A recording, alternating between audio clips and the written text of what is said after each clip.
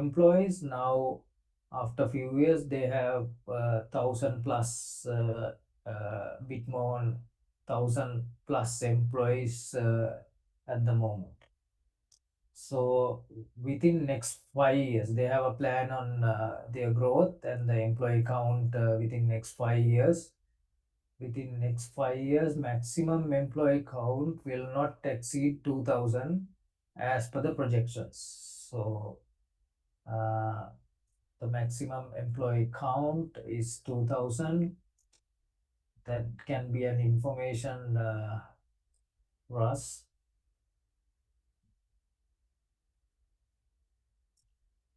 Okay.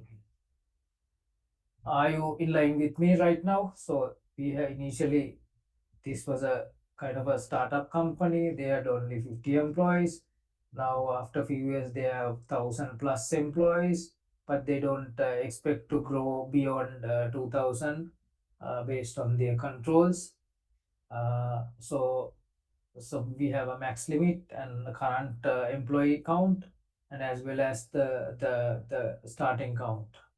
Those are the three counts. Initially, all the employee laptops and PCs are assigned with static IPs. So initially, they had only 50 employees, and the what network or the system administrators have done is uh, they they are assigned with the static IPs.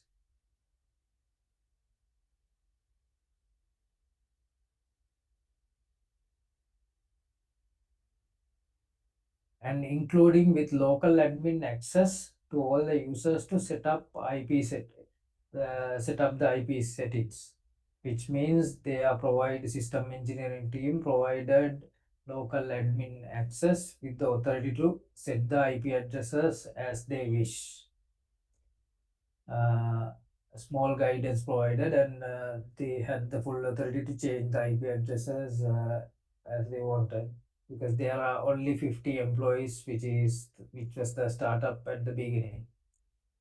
So with the rapid growth of the company and the headcount increase made several IP address conflicts reported by the users. So the users the recently they have, with the headcount increase up to the 1,000 employees now, even with having the ability to configure static IPs. So now they are getting IP address conflicts because same IP configured by different people, two different people, and up and running machines at the same time. For an example, if somebody comes to the work on the hot seat and sit on the hot seat, and con- uh, when they start the machine, they are getting conflict because somebody has taken the IP address and configured by themselves. So the IP address conflicts reported by users. It was not an issue at the beginning, but now it is an issue with the employee number of employees increase. So the first assignment, based on the above information, now the first assignment is NetMe was assigned by CIO. It has escalated up to the level of CIO. She is a network security engineer. Now CIO to resolve the issue with collaboration of network ops team as well as and the system engineering team. So she has to collaborate with these two teams, network operational team and the systems engineering team. The CCAD, so that's instructed by the CIO, and now she gathered following information by meeting. So just assume that you are the NetMe is a person like yourself in terms of the MC graduate, Master of Security graduate. Now we are in this situation, and you can think of by shows of her. She gathered following information that there are three bullet points. VLANs are created by network engineering team for different departments, and none of the departments have more than, so the network engineering team provided the details. They already created VLANs to segment the network because now the number of users are 1,000 plus. Initially started with 50 employees, so maybe they were having only one VLAN initially or the one LAN. Now they segmented for different example, different departments like HR department, marketing, production, and all the different departments have separate VLANs. Different departments have another department have separate VLANs, but VLAN is restricted. Each VLAN will never go beyond 200 users. If there are more than 200 users, they will create two different VLANs. So maximum VLAN number of users or the machines within a VLAN is 200. So it will not increase more than 200. So it will not be 300 or more than that. And admin access, the other information receives from that's the previous information from network engineering team. Now the admin access will be restricted for users by system engineer. So based on the system engineering team information, they are planning to restrict the admin access for which already have you local admin access, which already have users privileged. So they are planning to uh, limit the admin access, and then they were unable to configure their own IP, so it will be restricted after the implementation of restrictions. Then network team agreed to forward the auto IP address assignment request to a central server when necessary. So network team agreed to forward if there is a request auto IP address assignment from request from particular user or the machine, it will be they will do the proper configurations to divert the request to central server, and central server will be able to provide the IP address and other related details as per the user request to up and running for that particular host. So those are the information now available, and you need to draw an example diagram for NetMe as a MC graduate, hopefully student with auto assigning private IP ranges to users. So you need to enable auto assigning of private IP ranges. Okay. So now we have enough information. So probably I can guide you, but you need to draw a diagram. I'm not going to draw a diagram here. Um, so can any of you? So these are kind of a question in real world may get on your final examinations as well. So just make you prepare for the examinations, and these are quite useful in terms of if you do these activities beforehand rather than you are doing it the first time on the final examination. So these are the information you have. So you need to draw a diagram. So you're getting the marks for your diagrams and addressing each and every concern. So what's the protocol you are using for assigning of IP addresses, since it is previously assigned with the configuration of static IPs by users themselves. Now, what's the service you need to implement to auto assign IP addressing for networks? Can somebody answer the question?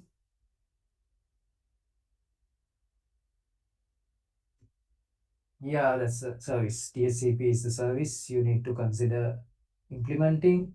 So, so what you need to do is implement DHCP server on a server farm or the central place as uh, as mentioned by the network team. So network team agreed to forward auto IP address assignment request, which is kind of a DHCP request to the central server. The central server must be a DHCP server. Uh, so what else they need to do, because they have separate VLANs for each subnet or each department as per the information provided here. Uh, so different department in the first bullet point, it says different department, and none of the department have more than 200 users, which means you are restricting IP address range you need here. So basically, if you are assigning a subnet, what's the class of subnet you need to assign if you are not assigning more than necessary?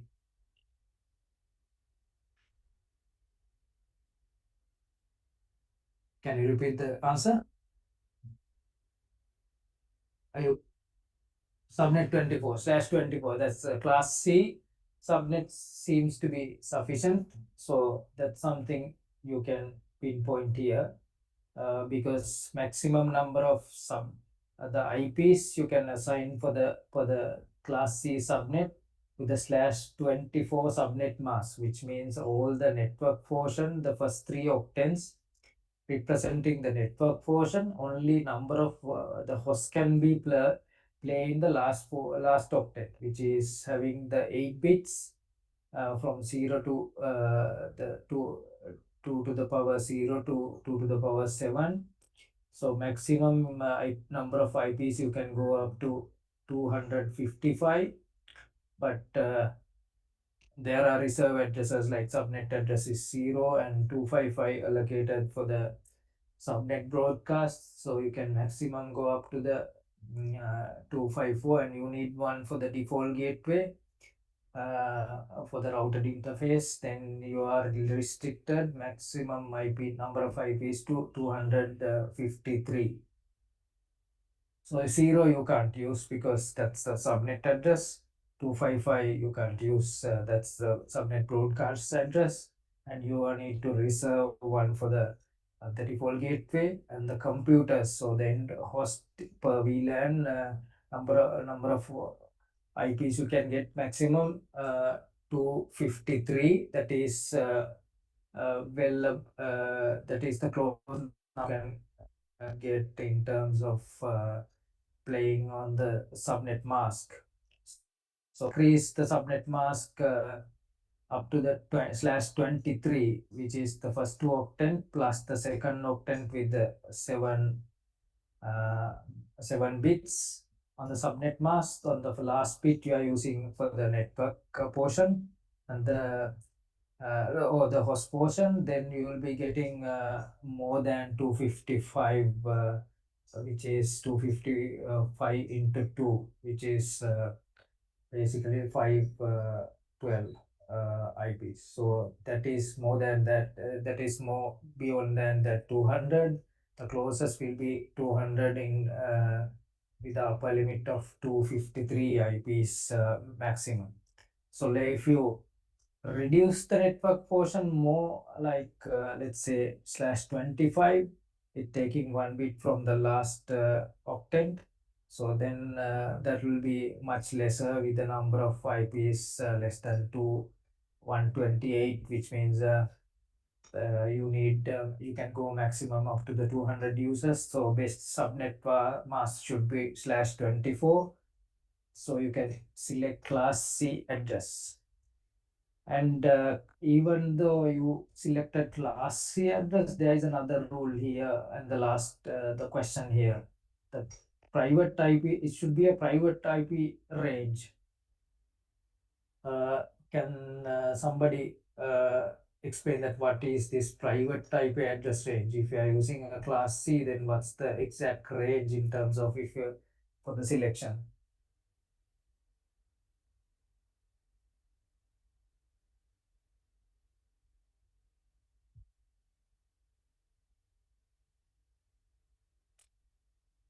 Eh, Can somebody answer the question of what is Right. Any other ranges for the private IP ranges? All right, that's fine. And oh, class A. All right. There are the Takuro, by the way, do you know the exact RFC for that?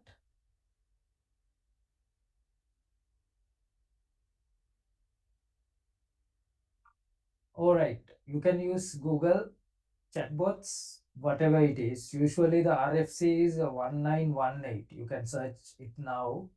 So RFC 1918 is the one defining the private IP address ranges. So the 1918 usually defined Class A address with a 10 dot range, which means 10 dot any other IPs on the last 3 of 10 can be used for the as considered as a private IP edge. And the Class B, there is another range. You can start from the 172 16. So it's not limited only the 16, you can go up to the 31 because the range of IP blocks assigned to the class B, you can see on the RFC 1918 if you are interested. So then thereafter the class C, as Takura correctly mentioned, and others can search as well, and it's 192168, but it seems to be they're defining only the first two octants. The last two octants you can select in terms of as you wish, 192168. Then the third octant you can use for the playing around the number of subnets. So that's the range quite feasible here because you are limiting the last enabling last octant with the 253 IPs reserved to cater to a maximum of 200 users restricted by the network team for each department. So the class, if you use class A or class B range from the private IP address ranges, which is 10 or the 172, then that's a security issue, right? Somebody can confirm it has a rogue IP or they will not prompting the conflicting message and all those things are there. So select the absolute minimum as much as possible to prevent other issues. Like if you're hardening on the servers, you are disabling all the unnecessary services, right? To secure the server. So similarly, if you even if you have large number of IP pools on the 10 dot range or the 172 range, it is not advisable to select here considering NetMe as a network security engineer. So in terms of security, uh, security's understanding, she will not select 10 dot range or 172 range, but 168 class C range will be selection, which is exactly matching. You don't need to enable large number of IP pools to be used somehow.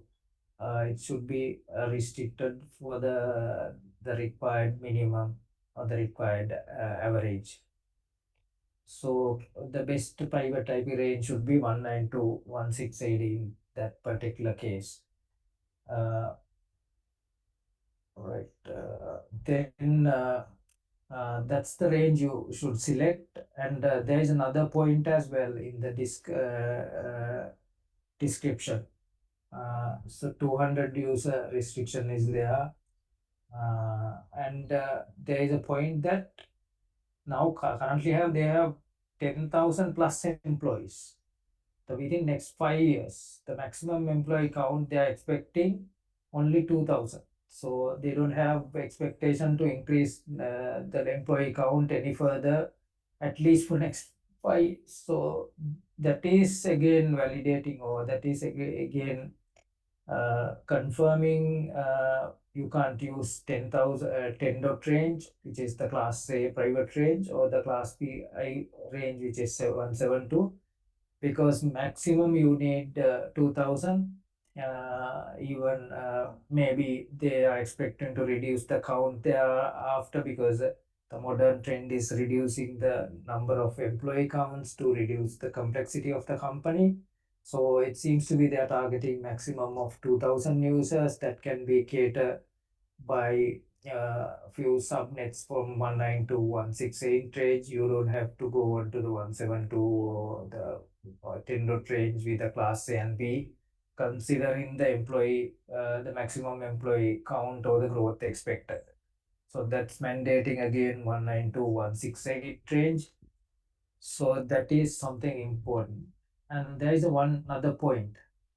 Now we are having each department separated with VLAN. So do you need separate DHCP for each VLAN, or otherwise how they can transfer the DHCP traffic to the central server as mentioned by the network team on the bullet point number 3.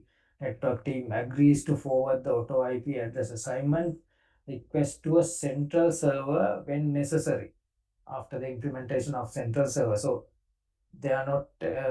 Are you planning to include DHCP for server for each subnet or each VLAN, or are you planning to implement on the central place and forward it? What's the way of forwarding the DHCP request to the central server? What's the service you are planning to use there?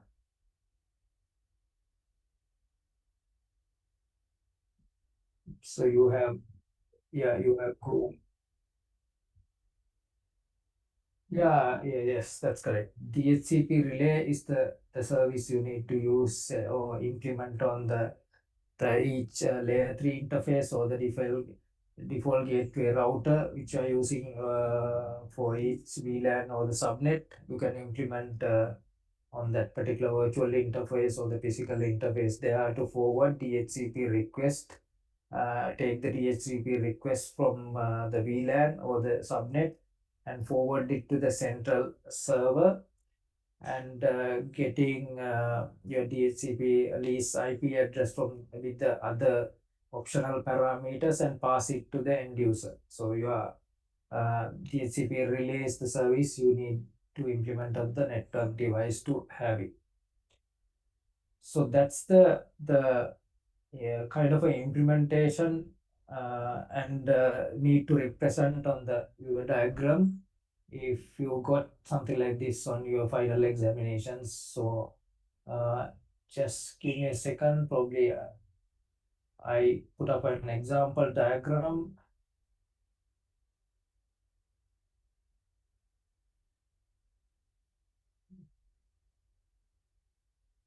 So this is on your appendix. You can try it out. You can check this one. So you have three different network segment. Now we are on 192.168.1 dot range on one of the VLANs. On the left side, which is DHCP client 1, and 192.168.3.2.1 is another 2 dot range is another VLAN segment, which is the subnet range with the slash 24. Slash 24, you know that the first three octets are nominating as network address, which is the one octet having 8 bits and 8 into 3, 24, right? The last octet representing the host address. And likewise, you have another segment 192.168.3.1 with the DHCP client 3. And so you are getting all the requests to the central network device or layer 3 network device. And you have implemented DHCP relay agent there on this device, and the relay agent will forward that to the central DHCP server implemented there with the IP address of 192.168.4.10, which is another VLAN to host the servers that can be considered as server farm. Now we are implementing the DHCP server with the IP address of 192.168.4.100. Now DHCP relay is forwarding all the DHCP requests from three different subnets to the DHCP server. DHCP server created with three different pools, DHCP pool 1, 2, and 3, with three different scopes. So if you are getting relayed from the first VLAN 192 or the first subnet. Then you are catered with the DHCP pool 1 with the default gateway of 19. You are provided with the one of the IPs within the range, available IPs with the default gateway address of 192.168.1.1. Probably you are getting the DNS address as well for the domain name resolutions for the browsing and all those things. And likewise, you have three different pools, and you are getting IP addresses for three different subnets or the VLANs configured. And this is a kind of a setup diagram you need to draw without, you can even draw many other things, but these are the expectation from your examinators or assessors in terms of this particular question we ask. And in terms of how the system engineering perspective, the NetMe asked to consult or collaborate with system engineers. So now they will be limiting your access either by something called like access Active Directory, and you are prevented from configuring your own IP. You are configure what should be your configuration on your particular interface. So I included some of the slides from our the your previous the network design course. This is the switch. So this is the operating system, usually the Microsoft configuration in terms of how you configure statically on the IPs. You are configuring your own IPs. That's what allowed by the company at the start, initiation of the organization. Then now you can configure 192.168.1.5 at the beginning. Subnet mask can be assigned yourself, and default gateway can be 192.168.1.1, which is if you are routing to other subnets or the externally to the internet, so you need to have default gateway for the external connectivity, and you need to have DNS server as well. But now your Active Directory or the system engineering team blocking your end users are unable to configure your own IPs. So now the settings will be obtain IP address automatically, and again obtain DNS server address automatically, and all the IP address, subnet mask, default gateway, and if you configured, then your DNS server will be provided by the DHCP server. You are unable to configure static IPs because that is prevented by system engineering team by Active Directory. So that's how that's the first section of the question. So probably you can do this exercise um, uh, and understand the questions and do this exercise at least once. Then probably you are quite ready for these kind of questions. And let's go to the. Are you okay with the explanation I provided? Any can probably the Takura and others can provide a feedback. Any other concerns?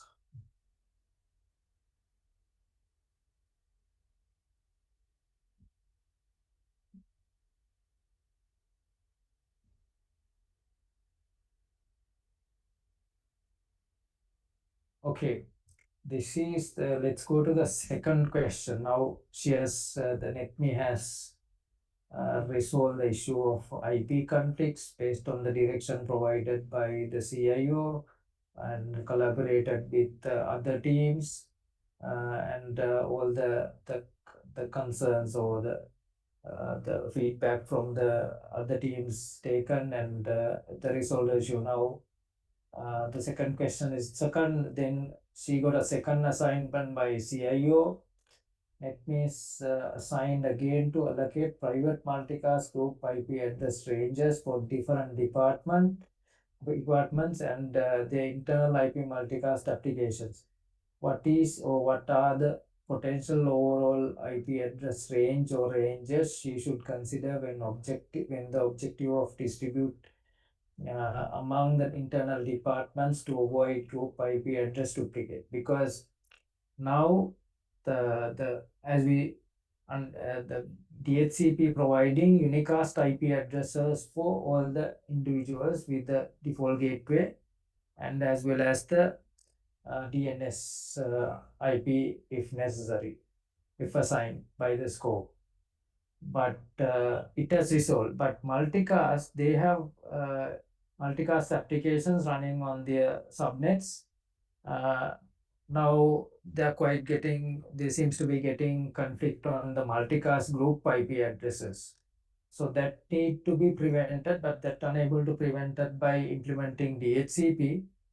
Uh, so I highlighted the requirement, uh, just give me a private group IP address ranges for different department. Each department need to have a separate private IP address range, which is multicast. It should be multicast IP address. Okay. So these are the highlighted points.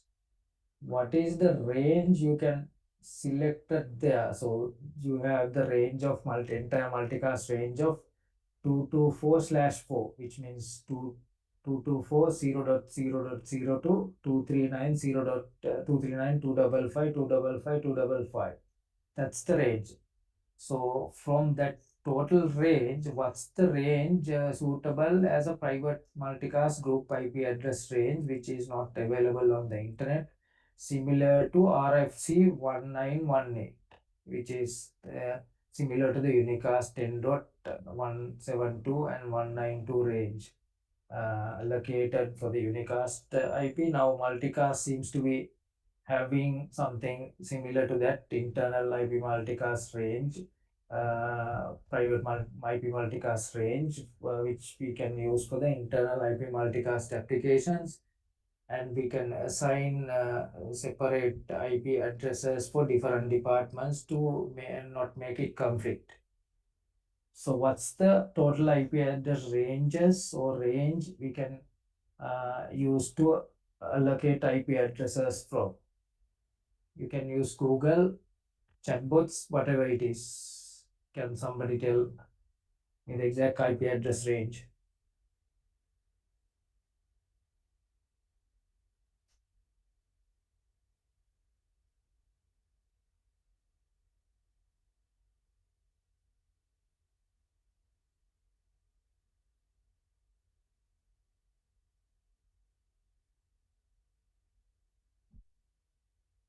Can you repeat?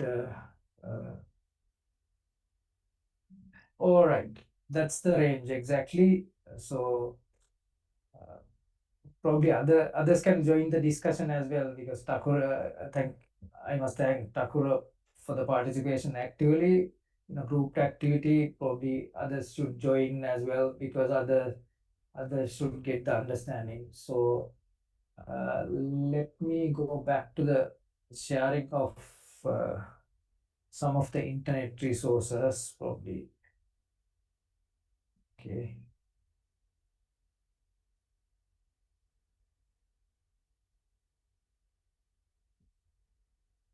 Okay, this is the RFC.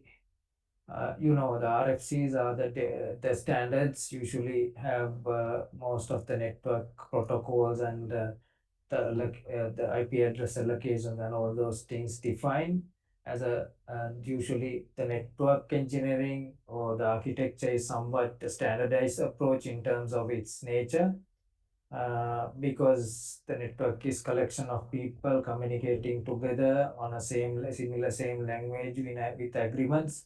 So RFCs are kind of engineering agreements, which is certified or agreed among the community. So this particular RFC is for RFC 1918, which is address allocation for private internets.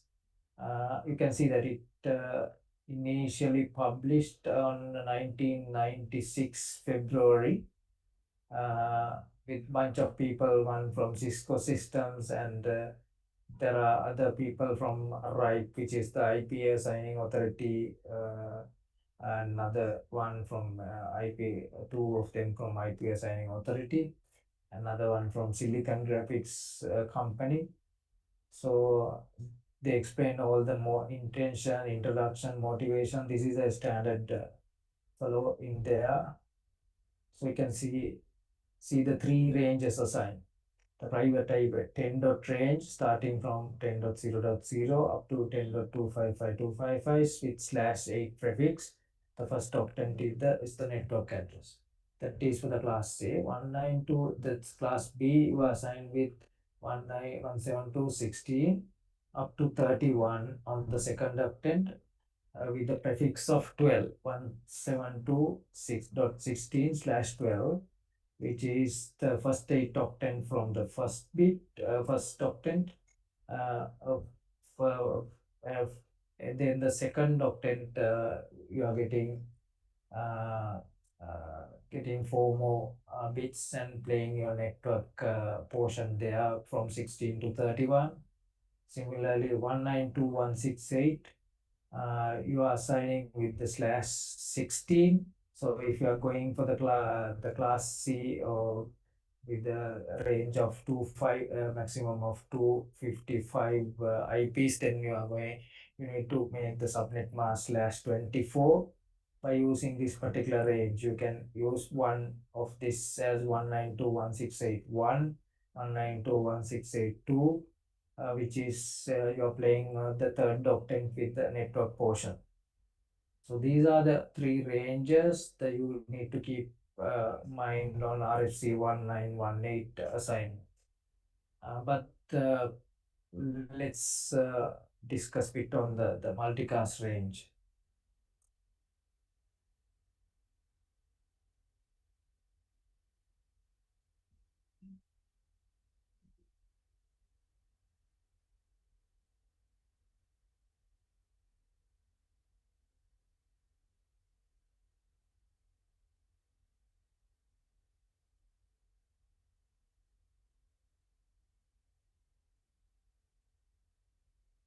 I think we discussed multicast IP ranges on this thing at the start of this particular course, including the reserved addresses and all those things we discussed.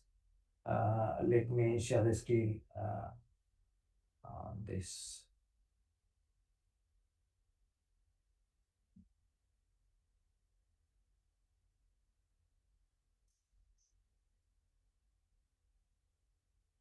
So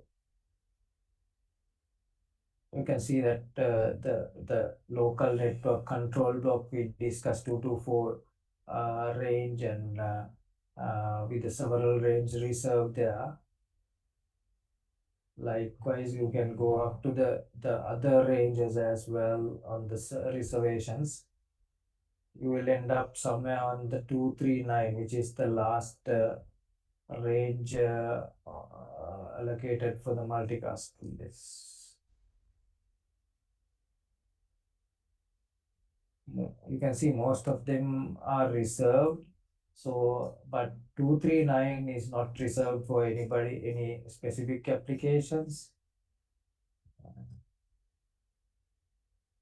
So you can see that 239 is the organizational local scope. That's reserved from 1997. So you can think of using 239 range for your internal applications. They are asked by CIO to attend CIO to NetMe's assignment.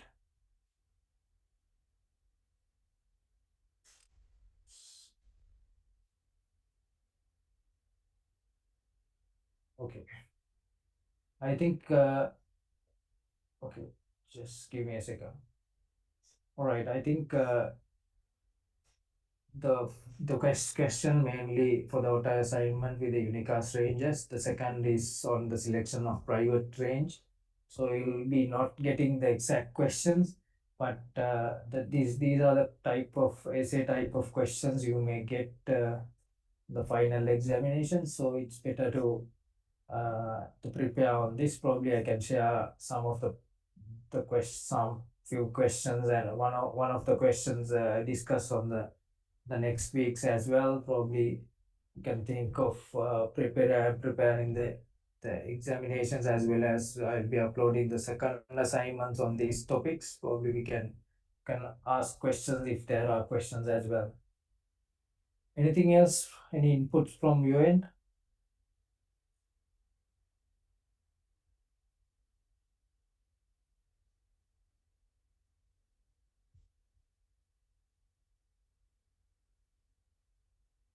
Okay, let's go to the next section then. Uh,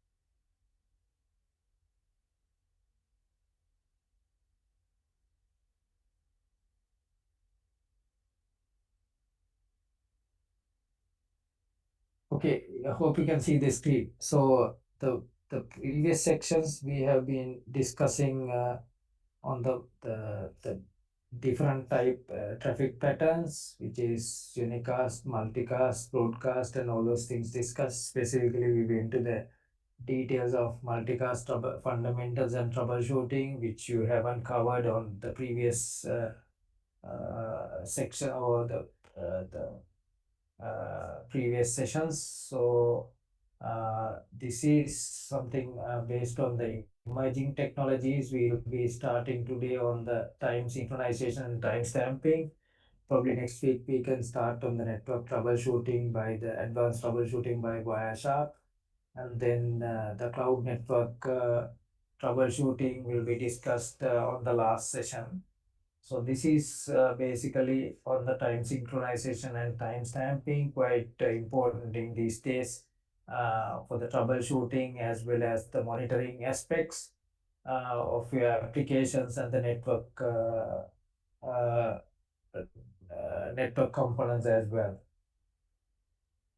Okay, before we move to the this particular sections, so now we are on the session 12, and you will be having another three sessions on the next week. We will be having two sessions, and thereafter on the second week of June, we will be having one session, and altogether we are having three sessions after this. So we'll be mostly starting the emerging technologies on today, which is with the time synchronization and time stamping. Okay, this is in terms of time synchronization is one aspect, and somewhat related there in terms of time stamping as well. Without having proper time synchronization on your network, you may not get accurate time stamping for your applications and the other components. So introduction, the agenda will be introducing you the time synchronization, and how does it work, and then we will be discussing on the time sync targets, because you need to set targets for the time synchronization for better time stamping, and or the application requirements. Then implementation of the time stamping protocols. We'll be discussing two time synchronization protocol. The first one is NTP, Network Time Protocol. The second one is Precision Time Protocol. And the timestamp, thereafter we'll be comparing the NTP versus PTP, and then the time stamping will be discussed in terms of the application requirements and the use cases. Okay, so basically the before we go into the details, we need to get understanding of why we need time synchronization, why what's the purpose of or the requirement of having time synchronization.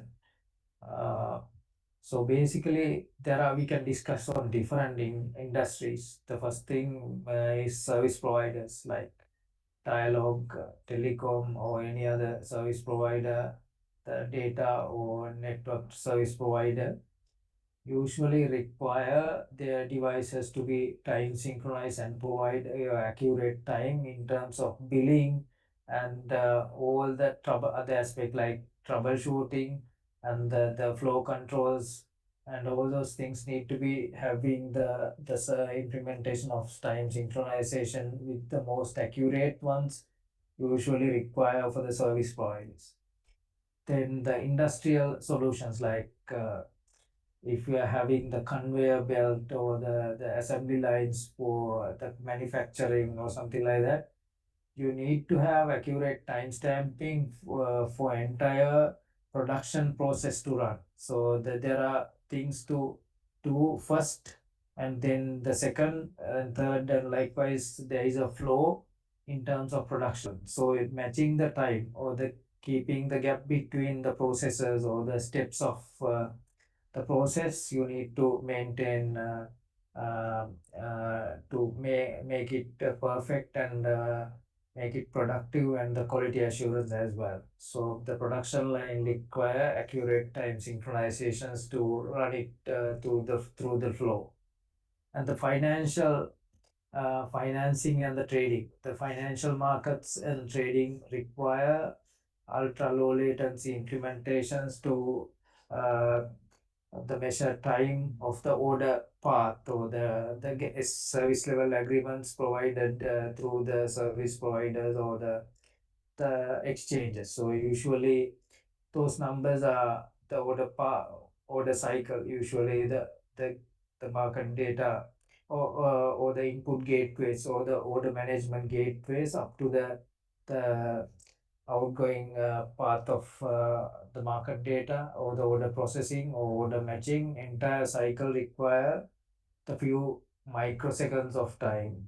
So those need to be established and regulators looking after these numbers for the low latency trading or the like the HFTs, which are high frequency trading and most high electronically traded, not like human trading. So those are the industries which require the financing, the financial trading and the banking institutions usually require accurate time due to this modern evolution of electronic trading as well as the electronic banking, online banking. Those things emerged. Then the smart grid, which is the power transmission lines and the power service providers require accurate timing uh, to synchronize the operations between different components. Again, the audio and video industry require stream management and accurate timing to manage multiple streams together uh, to make it synchronized, so make it seamless without having an issue. So again, in terms of scientific discoveries, you need to have accurate timing. Most of the timing protocols, the latest timing, accurate timing protocols are coming from this scientific uh, community, which is especially the precision time protocol, which we'll be discussing, coming from the atomic colliders, which are on the Europe region, and the colliding research quite implemented with the accurate time synchronization up to the micro and nanosecond levels. So those are some of the initiatives taken many years back, and now those are quite useful in the industry, other industries as well. Okay, the fundamental of precision timing is something. There are a few fundamentals you need to get understanding how this time operates. Time synchronization operates in a modern electrical systems or electronic systems. The clock is one of the most important component of any modern electrical system. Without having, I think there is no the active electronic component or electrical component or system without having a clock to synchronize all the devices. Even all of your computers, laptops, the network devices, which are active devices having a clock. It may be cheap clock or the expensive clock sometimes.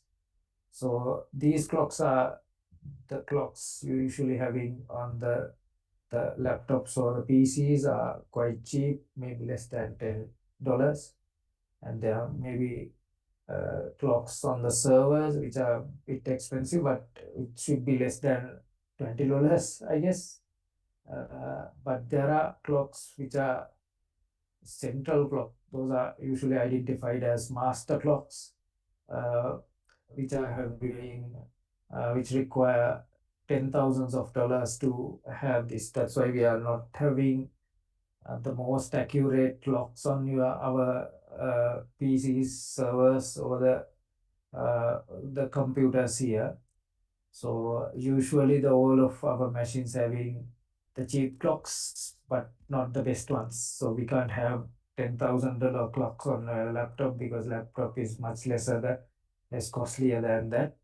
So we are always getting the cheap clocks, which are not the best clocks. That's one of the reasons why we need to synchronize, because we are synchronizing with the $10,000 clocks, best clocks, with our cheap clocks implement in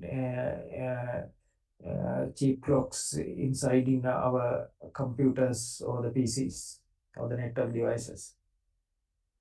If all of us having the expensive clocks on our machines, then the requirement may be not that important in terms of all of us having the best clocks.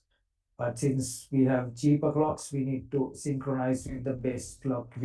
One clock which is central to data center or the service provider, or something global if you are a global company. So clock is one of the most important component of any modern electrical system. Not only electrical system, our workflow, daily workflows usually are based on the clocks. You can see that this uh, the clock tower from the industrial revolution era, the companies or the factories usually start at 8 and the schools start let's say 7:30, and work end at 5 p.m, school end at 1:30. All those things agreed based on a central clock. So the clock towers are built initially. The Big Ben is one of the famous clocks in London, built on the industrial revolution era. Similarly, the modern society run on top of clocks, because we go to the work before 9 a.m., or there are places which are currently having the flexible work hours, but still there are flexible work hours defined, and you have deadlines to submit your things, and all those things are driven by the clocks, so the time. So timing is important for our daily lives. So clocks are important, but still the clocks are more important for electrical systems. Precise clocks are important there, with the accuracy of sub-second of accuracy. Usually day-to-day work, we need a clock with the accuracy of the few minutes or few seconds, but sub-second accuracy is required, which is for the precision timing of the electrical and electronic equipments or the systems we are running daily. The network and applications also need accurate timing information to correlate all the events. So network and applications also need to accurate time information to correlate the events, because when you are doing troubleshooting or diagnostics, application transactions, verifications, so you need to flow which event should happen first and which should happen thereafter. And likewise, application flow needs to be considered, having the monitoring of timing, and all those things need to be evaluated. Then data and event log analysis. If there are the uh, data backups or data saving or data management, then you need to have a timestamp there. And uh, if you are putting event log in a syslog server or event log server, then you need to have a timestamp there for later troubleshooting for the analysis and all the way based on the accurate timestamp. So accurate timestamp is also mandatory requirement for the compliance because if you are working for large bank or any industry with a compliance requirement, you need to maintain the timestamp with the accuracy mentioned by the regulator. For an example, previously I mentioned that stock exchanges usually regulated for high frequency trading. Less than they should have one microsecond level or nanosecond level timestamp based on the region or the country you are in. So they will be measuring the order path latency and all those things there. Similarly, the banking industry, they have regulations on this accuracy of the timestamp. So different the regulatory requirements are there even with the timestamp. There were but 10 years back, uh, the Europeans implemented the regulation called MiFID II for the timestamping of trading venues, and there's something similar to the US, North America as well. So there are regulatory requirements for the timestamping and with the accuracy defined in there. Right. Let's discuss further on the accuracy aspect as we discussed on the timestamp accuracy. Now, the sequence and the synchronization matter in there because let's say uh,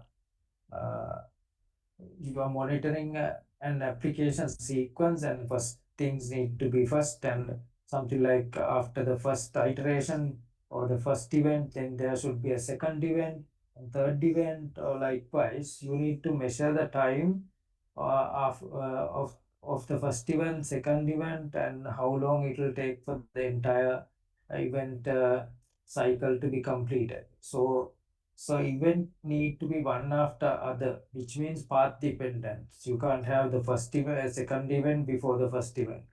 So to maintain the sequence, the path dependency, you need to maintain the accuracy of timing or precision of timing, because let's say the first event should happen within uh, within 1 milliseconds, but your time stamping protocol or the time synchronization supporting only the 1 second accuracy, then you can't use that accuracy to measure the millisecond level the sequence. The first sequence should be completed within 5 milliseconds, and the second should complete after that on the fifth millisecond. So likewise, you can't measure if you don't have the accuracy of your timestamp or the time synchronization protocol. So therefore, for the sequencing, the things to happen with a path dependency one after another. The first event depends or impact is the second event, or it is must to happen first event before the second event. So second sub event, then you need to maintain the sequence. So you need to have accurate timestamp according to the requirement there for the sequencing. Likewise, in this particular picture, you can diagram image. You see the bunch of fishes uh, moving one after another. So similarly, the processors of your applications has to have a sequence, and you need to have the proper timestamp to measure based on the time it's taken by each sequence. And the second thing, the synchronization. That's the more another aspect. For let's say you have for the synchronization, if you are running a distributed system, you have several components there, and your application running through this particular distributed system, several components are there. So different components having different times may create an issue, because the first device you receive the packet or message to process, then you get a different timestamp, because the component times are not synchronized together, because it is something like, let's say we have 20 people in a room, the 20 people having their watches having different times. If somebody asks a question that what's the time, 20 people will give you 20 different times, because those watches are not synchronized. So that's why we need to synchronize to make, if you are working on a unified time for the entire process, you need to properly synchronize all the devices within the process. So your application components or the servers and the network devices, everything must be synchronized together in a single agreeable time. Otherwise, we will be having different times. It is difficult to troubleshoot and measure the things or monitor the applications or the systems. So that's the requirement of having the time synchronization before we get the timestamp, because timestamp, then we get several different erroneous timestamp, because each and every component not synchronized or having different timestamps or time lags. So there is no, that's one of the reasons why we don't need expensive clocks on the machines again, in contrast to my previous explanation, the cost of clocks, expensive clocks. Even if you have expensive clocks on our machines or laptops or the servers or the computers, still we need to synchronize, because there can be different times which are not synchronized on the accurate devices with accurate clock. Still we need to synchronize, even we have expensive clocks with lower time drifts. So that's something important in terms of, so accuracy means sequencing with accuracy level expected for your applications or the system to run for the sub events, or precision of it, then synchronization of time for your entire system running your application process. Any questions until this point?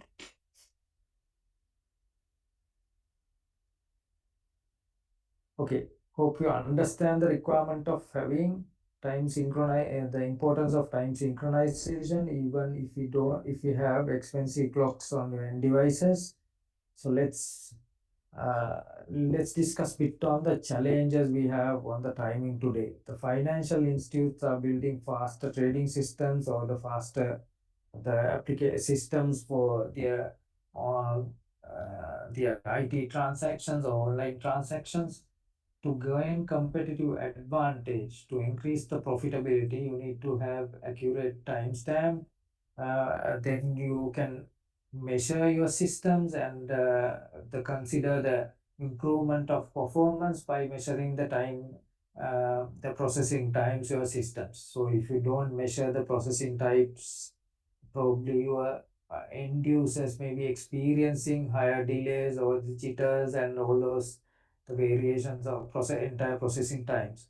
So the people who optimize the time will be getting more transactions, especially on the trading and the banking industry having this issue. So if you are having the faster system which is optimized by daily measurement of time and the optimize based on the results, those are the ones who are surviving with the base profitability and all those things. The switches can forward, network switches can forward packet in a matter of nanoseconds. Usually the modern day switches, there are two, we discussed on the cut through switches and the store and forward switches. I mentioned that cut through switches are usually the best ones for the low latency environment. So now I took an example of one of the Cisco switches, Cisco 3000 series. They were having the spec sheet of 192nd nanoseconds of port to port latency. So these are kind of ultra low latency switches. Usually any switch which is below 1 microsecond, which means 1000 nanoseconds port-to-port latency, categorized as ultra-low latency switches. Okay. The HPC clusters, high performance clusters, need accurate timing synchronization solutions. If you have an application with the high performance computing or ultra low latency application requirements, usually that it can be a database synchronization or anything similar to that, with the application of HPC requirements or an AI or data center requirements, then these are quite important in terms of accurate time synchronization with the accuracy of sub milliseconds or sub microseconds or probably nanoseconds, and now it is up to the picoseconds. Hope you remember the what's millisecond is 1000 of 1000 of a second. The microsecond is 1000 of milliseconds, 10 to the minus 6. So the nanoseconds is 10 to the minus 9, which is 1000 or 1000 from microsecond. And now the picosecond is 10 to the minus 12, 1000 of 1000 from the nanosecond. So we have the clocks with a nanosecond accuracy with the modern day switch, the picosecond level of accuracy. With the modern day latest switches, still most of the switches are now supporting with the nanosecond level time stamping, and with their clocks included there with the ultra low latency switches, and the usual switches still able to provide the microsecond level accuracy on the based on the clocks implemented within the switch system. All right. Any questions until this point?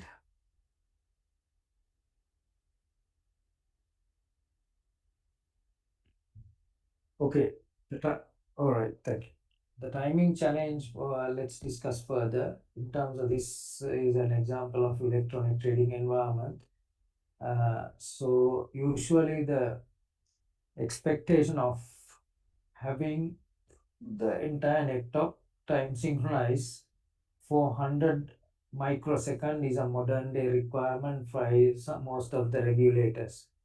For an example, let's say you have access from your market input data from your network edge up to the level of your processing data center servers. It should be based on the usual standard, should be less than 100 microsecond.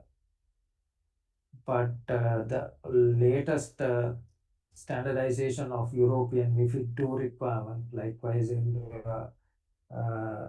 the security standardization in Europe, there is a timing, the standardization in terms of trading venue or the banking venues.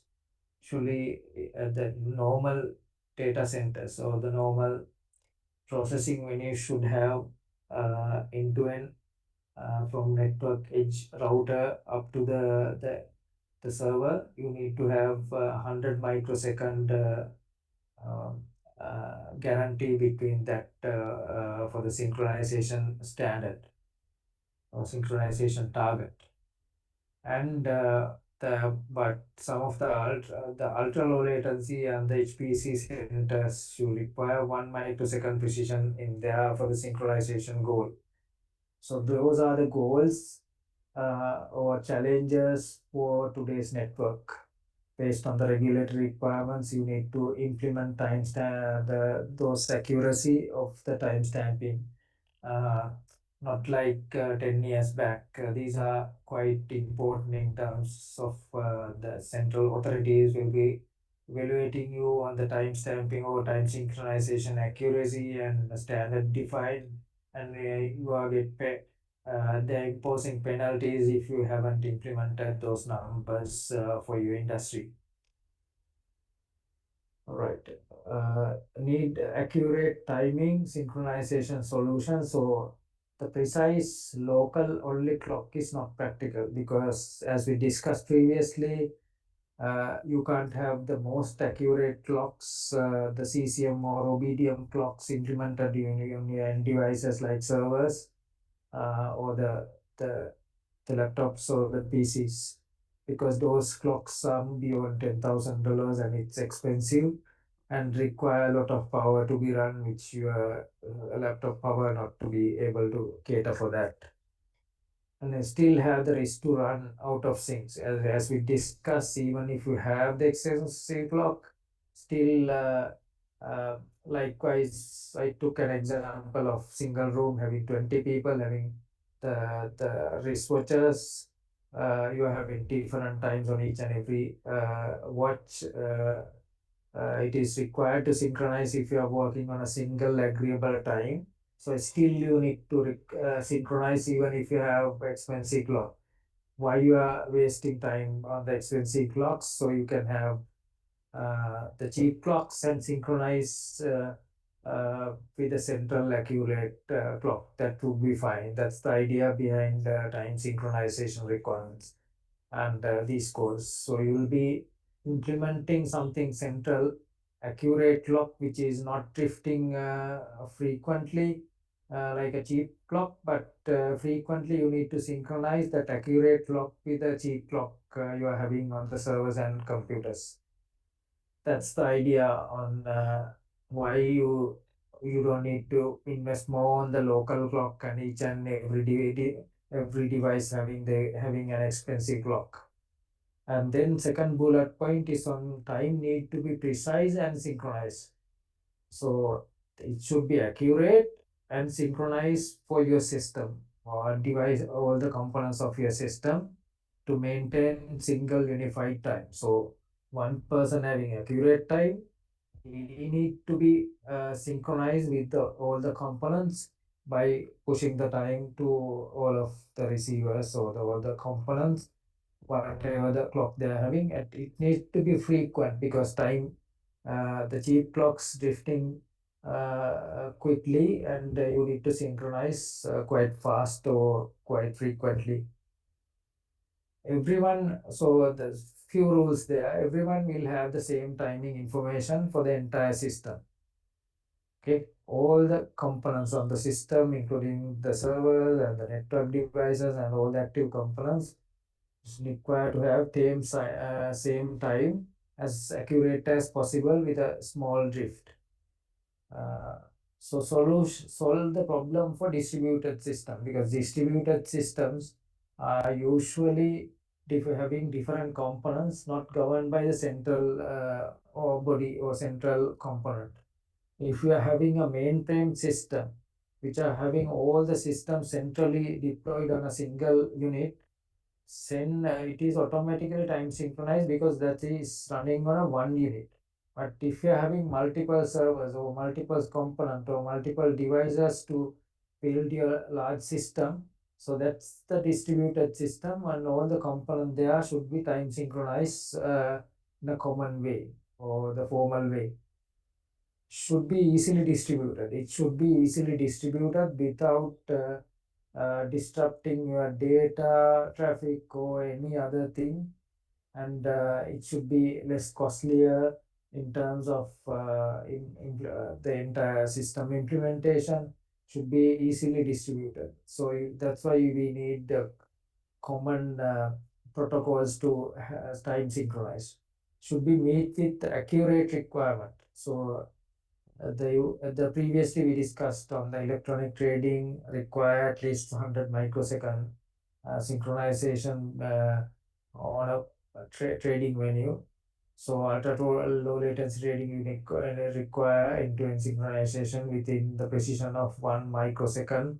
Uh, so that's the tolerance is maximum possible difference between two devices, in this case 100 microseconds. So that's the accuracy, time synchronization accuracy. So drift and similarly this modern should meet the requirement based on the industry you are in and implementing the solution. And there are a bunch of protocols to support this time synchronization. The I'm discussing four options here. The first one is quite famous among the industry, and it was there for many decades, and it was quite famous, still quite famous in terms of implementation. The protocol for the data networks, that's protocol named as Network Time Protocol, NTP. Traditionally, NTP is used to provide timing information on any packet networks. Modern data networks are still on NTP. However, its accuracy usually limited at milliseconds level. So now the requirements are, some of the industries are up to 100 microseconds or 1 microseconds accuracy for the time synchronization between different clocks of the different components. So NTP is okay for most of the enterprises which are expecting to synchronize the precision level of 1 millisecond, a few milliseconds, that's fine. But if you need further accuracy, then you need to consider few other options. For an example, let's say you the global position system, your GPS system, or the satellite system which are running for the GPS, usually having the best accuracy, like 100 nanoseconds accuracy if you are using the GPS clocks as reference. Those are the the clocks implemented on satellites, and this is the protocol implemented to synchronize between the satellites and communication between the components uh, at the land is usually with the accuracy of 100 microseconds accuracy. So expected, so that is quite useful in terms of if you are synchronizing your organization network for the global systems. Then for the accurate time synchronization, you can put up a GPS antenna and it will synchronize up to this particular level. GPS antennas are not that costly. So you can have a GPS antenna and mounted on your rooftop of your organization or any of the buildings.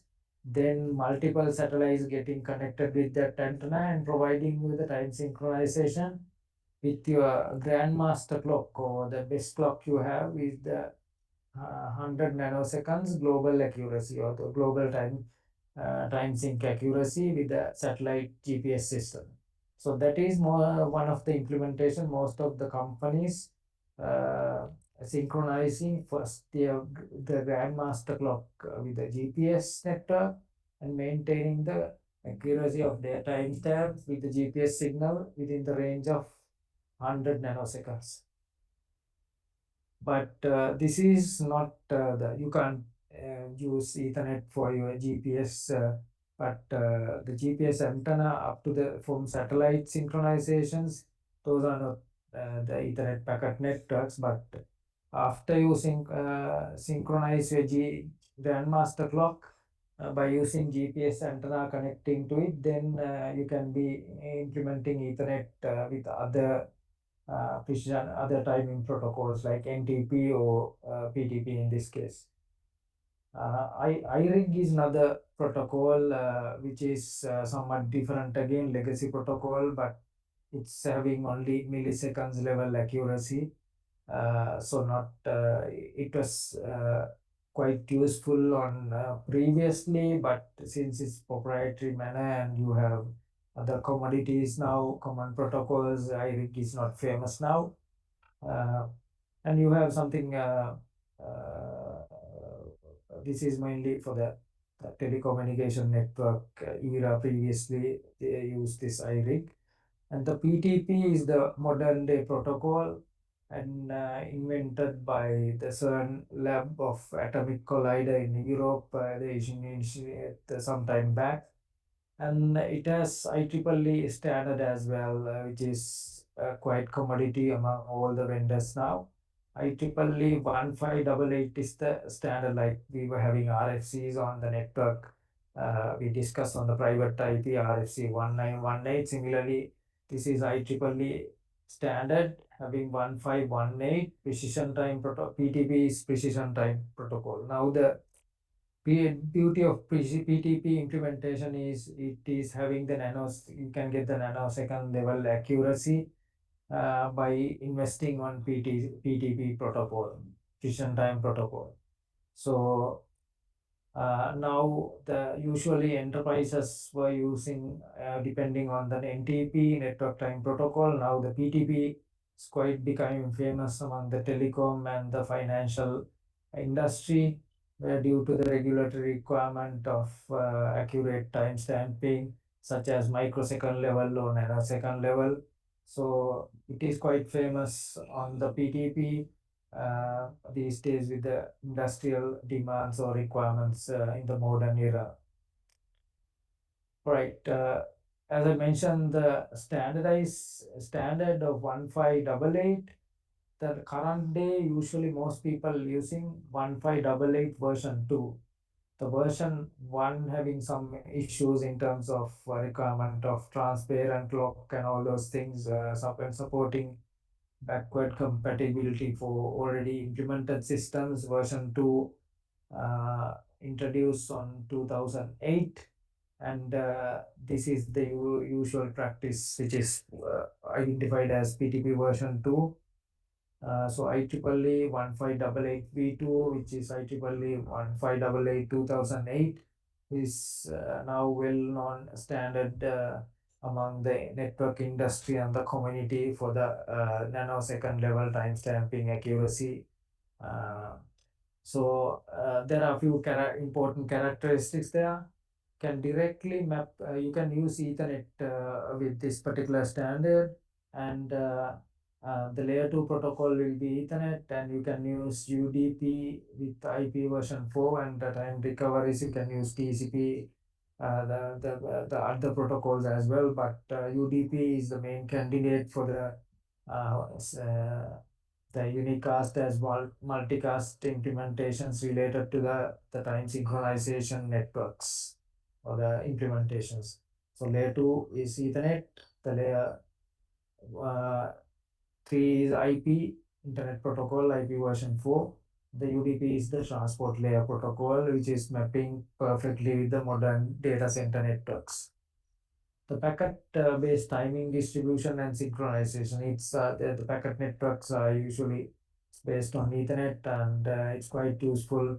It's not proprietary, and the packet-based network are quite famous in the modern day industries rather than proprietary other systems.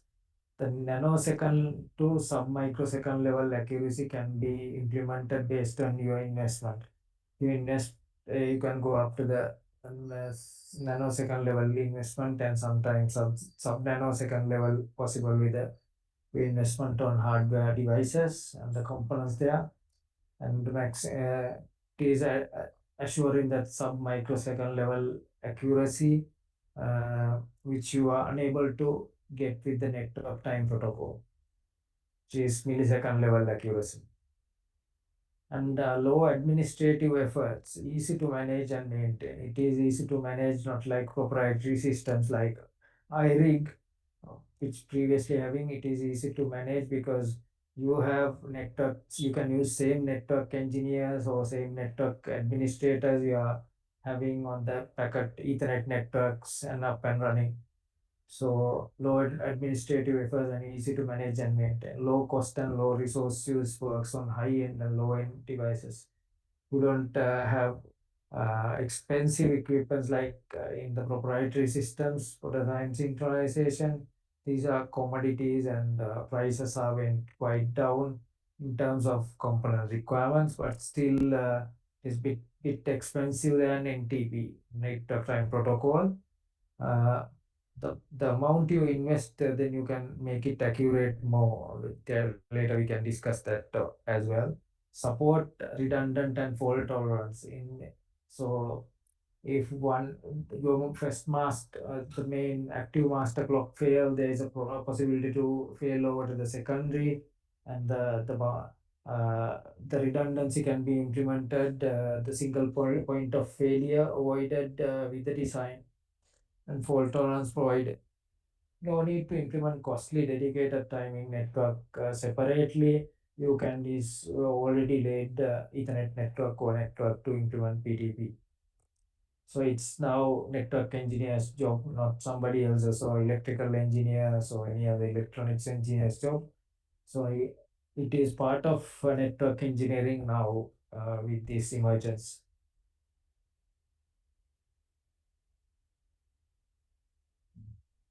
All right, this is the hierarchy with the last point I mentioned there. Uh, uh, it support redundant and fault tolerance.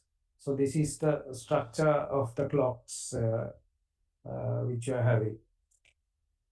The clock source is usually the master clock that is usually named the one of the if you have two master clocks, two expensive clocks with the rubidium or cesium clocks, that is about $10,000. And the companies are there are several vendors there for selling master clocks. One of them is Spectracom. There are companies like Spectracom, Symmetricom, and those European companies providing selling master clocks. And if you have a couple of them connected with a PTP, and then only one of them active at one particular time.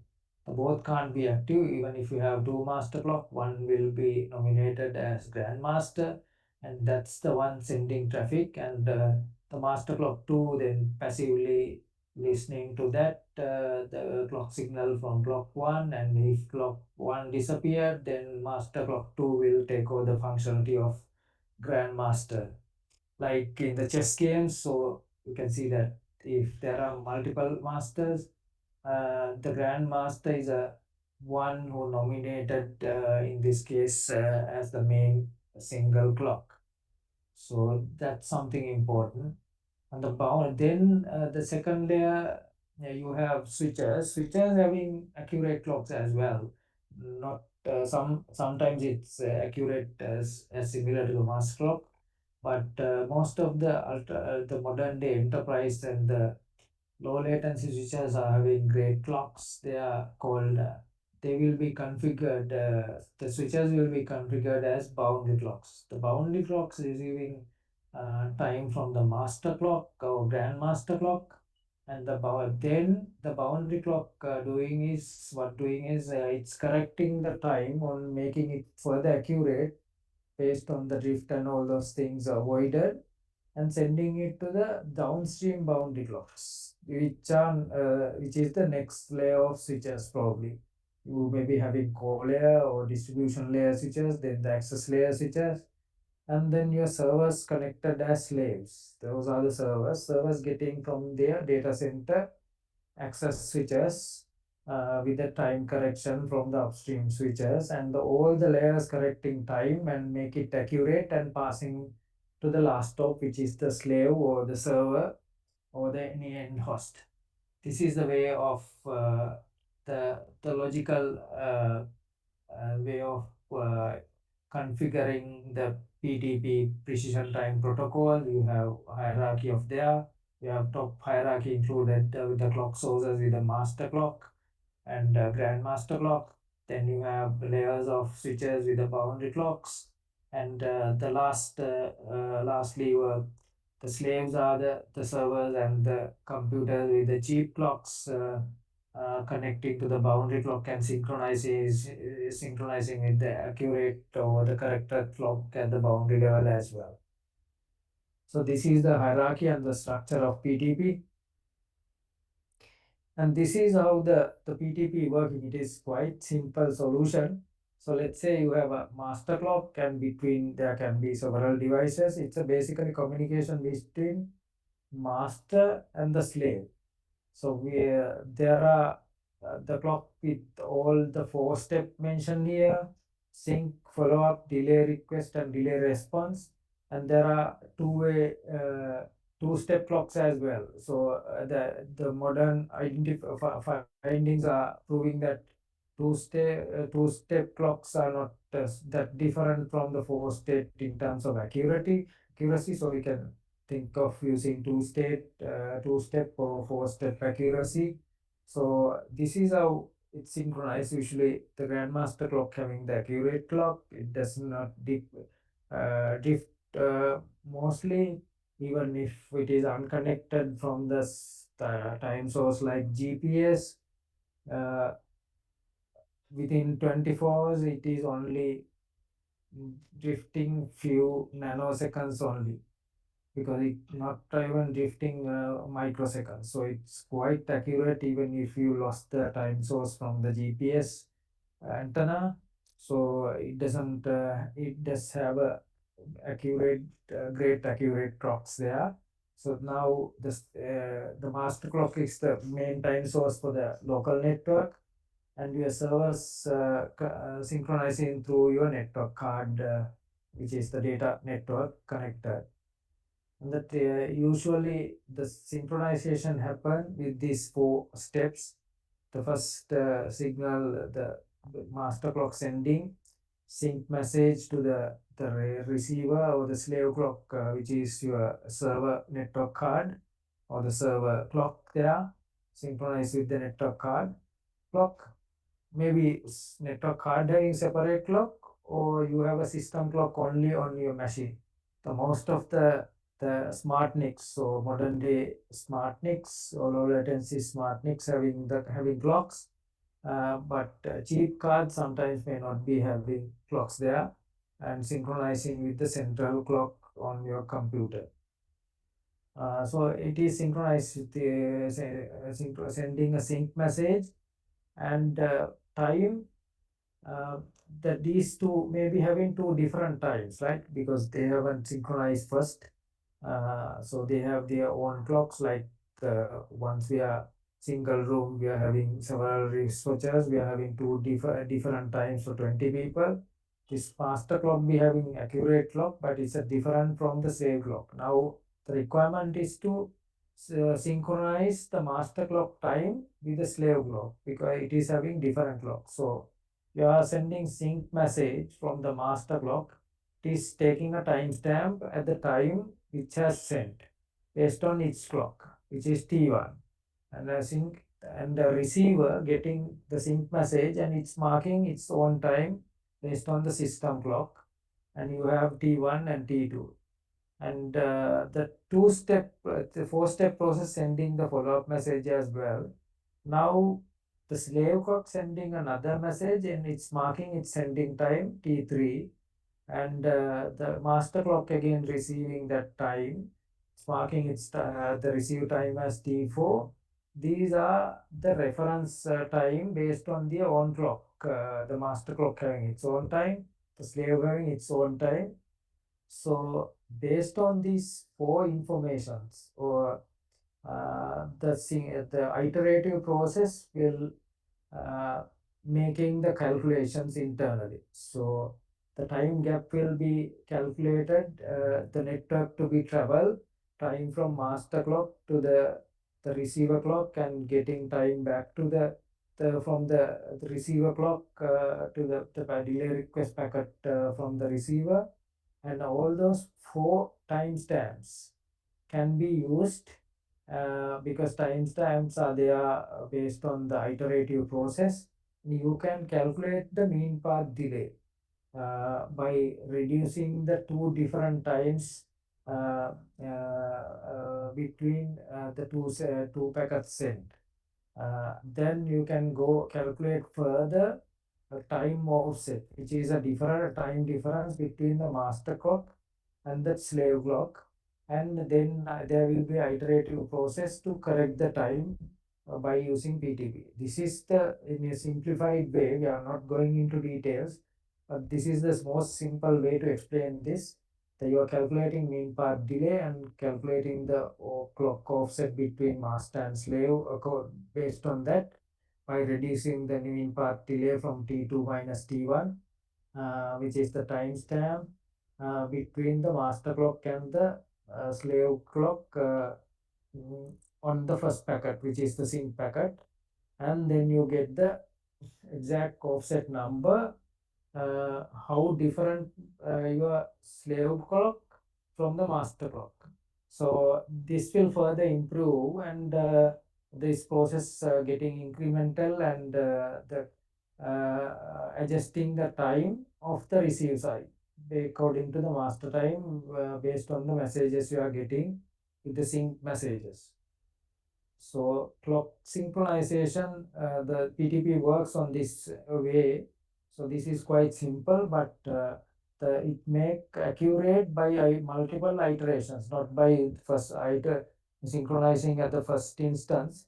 Usually, when you start your machine or server, it will if you are synchronizing with the grandmaster, usually the iterative process to make it accurate up to the nanosecond will usually take 20 or 30 minutes to best accuracy due to this iterative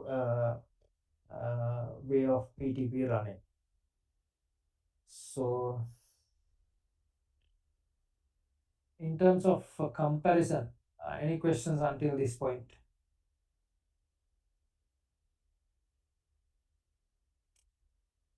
Okay, let's move to the PTP versus NTP discussion. The comparison between PTP and NTP, there are, as we initially mentioned, the peak time transfer, which means this is having only milliseconds of accuracy, and the PTP can have nanoseconds of accuracy.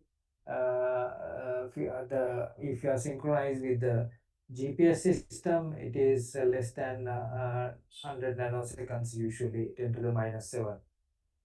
So if you have applications or regulations, regulatory requirement to synchronize up to sub microsecond level, then or microsecond or sub microsecond, then you need to use PTP over the NTP, which is capable of only doing 1 millisecond level of synchronization.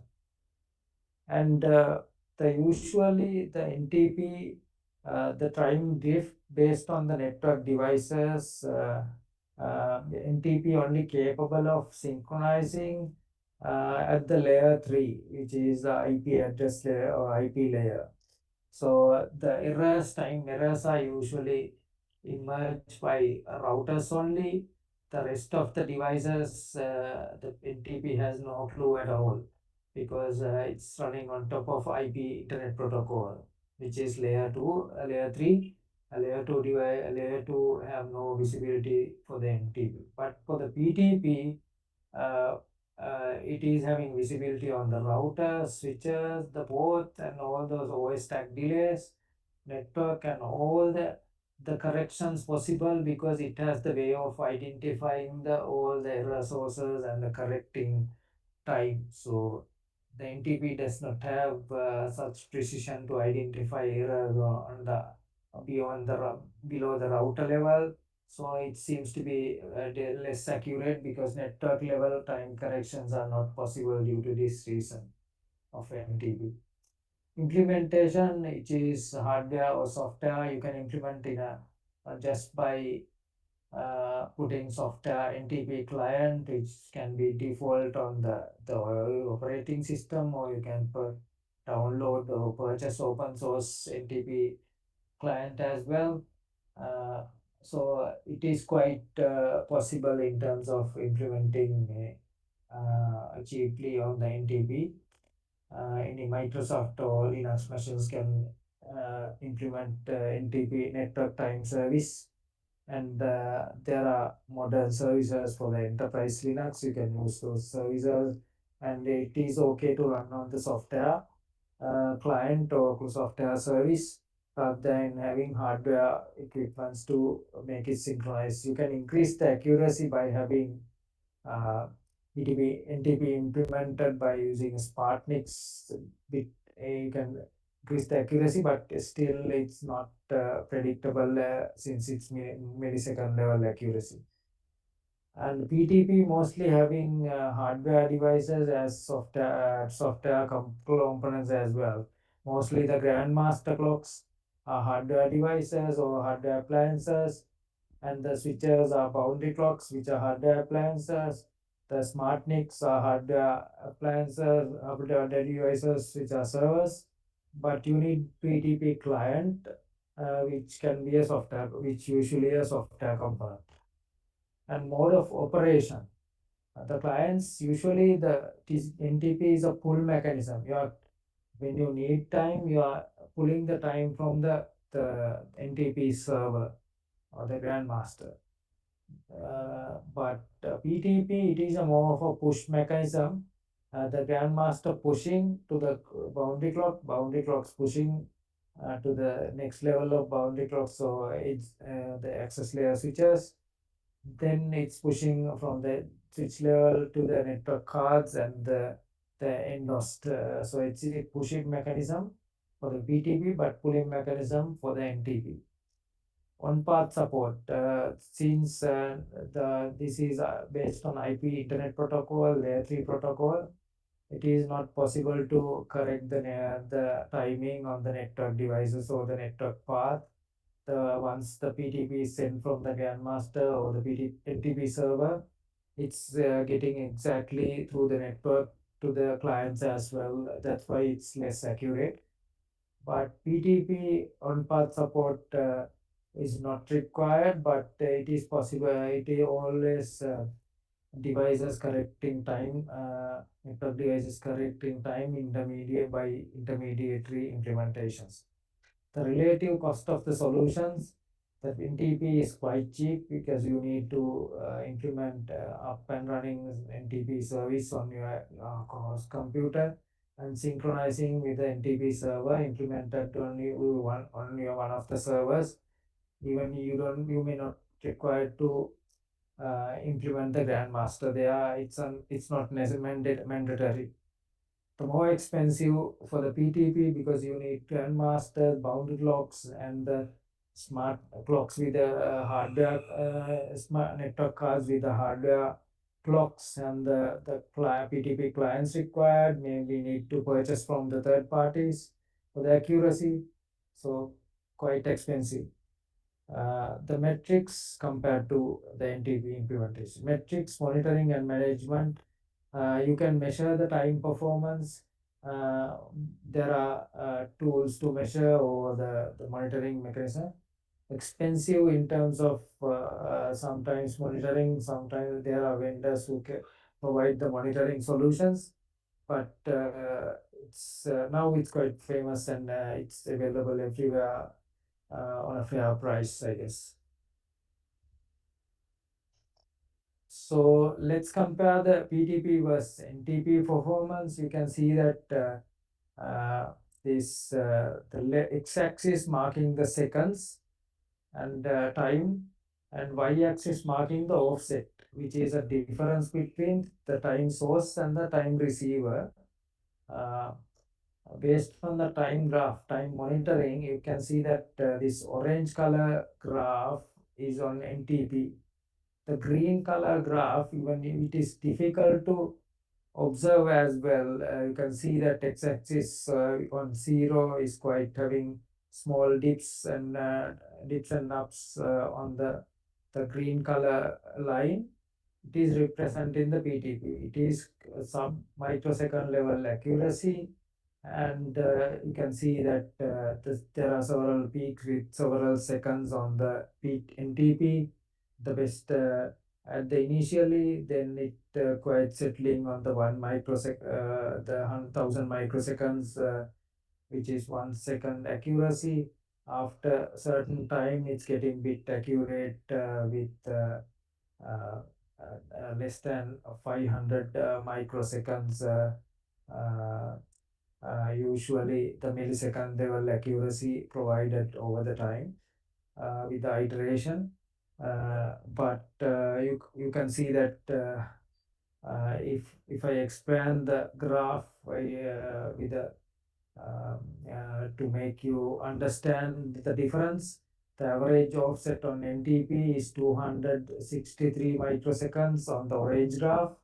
So if you magnify the less than 10 microsecond part, you can see that it's zero 0.4 microseconds for the PTP average for the synchronization offset. Offset means the time source difference between time source and time receiver. So it is less than 1 microsecond. So it is more than 300 times, so the 500 times better in terms of comparison between NTP and PTP based on the performance. So this is how, if you're implementing PTP, you need to have several components on your system, components of end-to-end solution.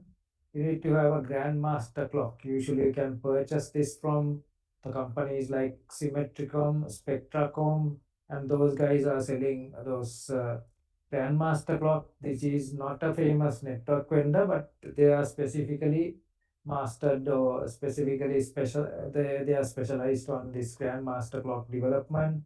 And you can get rubidium, several options. Rubidium clocks are the most accurate compared to cesium clocks. You can get select number of ports and all those things are there. Usually different industries, telecom industry having different grandmaster clocks compared to the enterprise clock. There are the several variations of grandmaster clock from Spectracom and Symmetricom companies or vendors. The boundary clocks usually are the switches. For an example, this is Cisco switch, low latency switch from Cisco Nexus series, and these are having accurate clocks somewhat closer to the grandmaster clock. And that's why we implement boundary clock when we are purchasing a switch to implement uh,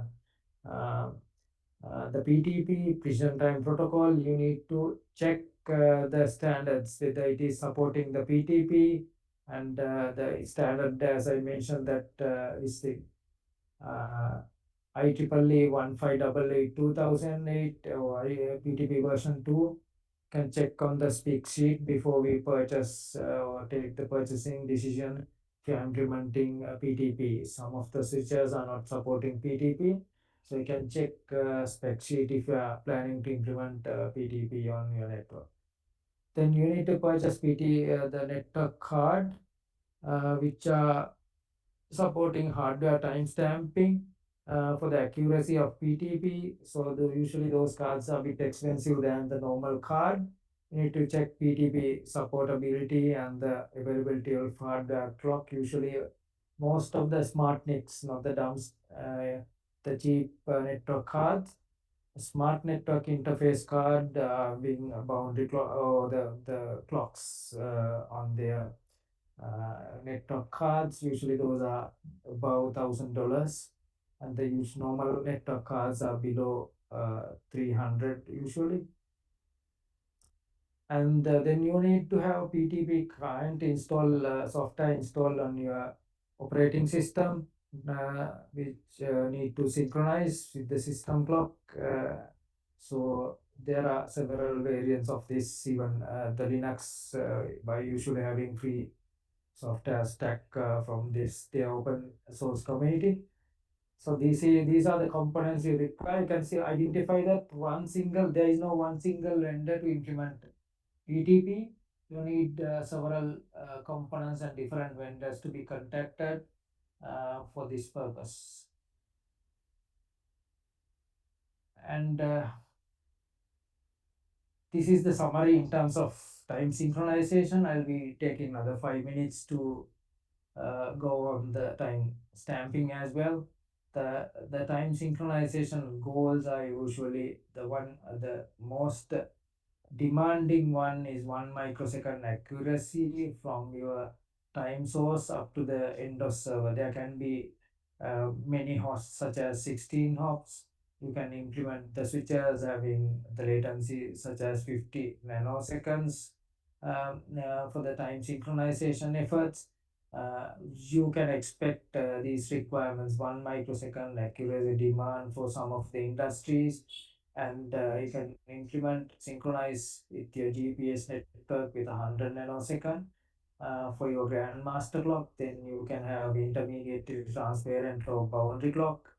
Then synchronize your end device with the several layers of switches and correct in time by PTP.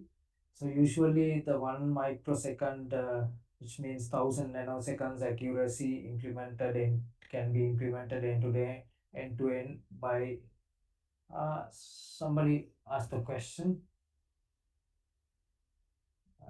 So have to attend for an agent's office task. Okay, that's fine. So I almost covered PDB stuff. That may be tested in your final examination, and I will be sharing these slides again.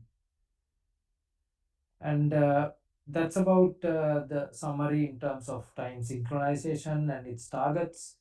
Then lastly, the uh, time stamping measurements. So if you have network analyzer, you can now it is possible to get timestamp up to the level of nanoseconds. This is an example deployment. Uh, you can see a device. There is a network device connecting. Let's assume this as a switch, and you are connecting your host A to the switch, and you can configure something called span port, which is to mirror your traffic and forward and timestamp and forward it to the analyzer connected on a different network or different branch, because it doesn't impact your timestamp, because you are timestamping your packet on the spot at switch port, and forwarding this even if you have a span port and connected another host, you are communicating between host A and host B. You can timestamp and capture that packet and transfer it to the remote host on a different device, which is connected separated through IP or MPLS cloud, which is the wide area network. It is possible these days, especially with the accuracy of kind of a nanosecond accuracy. Nanosecond timestamp are possible with this span port implementation, which is called as ER span. So you can check with your vendors and the network teams. It is possible to usual span is copying traffic from one port to another port. That is the idea behind it. If you have a network analyzer which required packet capture to mirror your ports and analyzing later, then you can configure the mirror ports by using this span port. One port can be configured as a span source, and you can measure the transmission and receive time and copy it to the central network device, even connected on the same switch or remotely. And by implementing ER span, you can use central server for the capturing and analyze later by Wireshark. So ER span is quite possible to having some of the peels of your packet, which is a GRE packet, marking with the nanosecond level timestamp. So if you check the Wireshark, if you can see the timestamping accuracy. In this case, nanosecond level timestamp provided. You can see that ER span capturing is quite possible with the more Cisco. These are Cisco devices. If you put a configure ER span, your packet capture device will be getting this packet timestamp on the spot, in this particular case on a remote network, and you are having these Wireshark captures on your servers automatically recording for the data analysis. And once you analyze by the Wireshark, you can see a GRE generic routing encapsulation. Then within bracket, you can see ER span. And further, if you further expand that encapsulated remote switch packet analyzer, that means ER span, and it is having a timestamp with the accuracy of nanoseconds. So these are the possibilities of modern day timestamping and monitoring with the network analyzer. You can see the nanosecond timestamps are reality, which is 10 to the minus 9 of a second. And when you are investing, the time engineering is about budget. How much do you have in your time mirror to volatile? Because based on the budget, you can implement your accuracy with these purchasing these devices and selecting, then implementing. If you don't have budget, you may have to settle on the millisecond level timestamp with the NTP. But if your regulators or the applications are demanding for the nanosecond level or microsecond level timestamp, then you need to work on PTP and implementing solutions like ER-span to preserve the nanosecond timestamp and pass it to the network analyzer on your network or the remote network. So that's about the idea introduction of time synchronization and time stamping. It is quite useful in terms of your day-to-day troubleshooting, because if you don't have accurate timestamps, then you don't know which event happened first and what's the error of it. Are we analyzing correct data with the sequence? So those are the issues can emerge if you don't have accurate time stamping mechanism. At least you need to have NTP in these days implemented. Without that, it is